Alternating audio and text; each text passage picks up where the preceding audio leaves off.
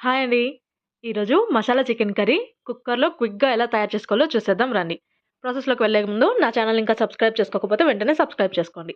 ముందుగా చికెన్ తీసుకొని దాన్ని నీట్‌గా క్లీన్ చేసేసుకొని టేస్ట్‌కి సరిపడినంత ఉప్పు, కారం, కొద్దిగా పసుపు వేసి మ్యారినేట్ చేసి పక్కన పెట్టేసుకోవాలి. తర్వాత మిక్సీ జార్‌లో కేజీ చికెన్‌కి 2 ఉల్లిపాయలు ముక్కలు చేసుకొని వేసేసుకొని అందులోనే తగినంత అల్లం ముక్కలు, వెల్లుల్లిపాయ ముక్కలు, ఒక స్పూన్ గసాలు, 2 స్పూన్లు ధనియాలు, లవంగాలు, దాల్చిన చెక్క, అనాస పువ్వు వేసి మెత్తగా పేస్ట్ లాగా చేసుకొని పక్కన పెట్టేసుకోవాలి.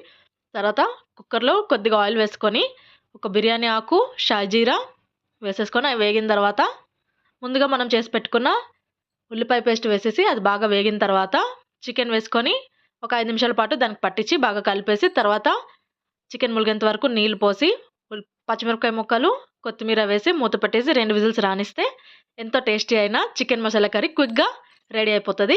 మీరు కూడా ట్రై చేసి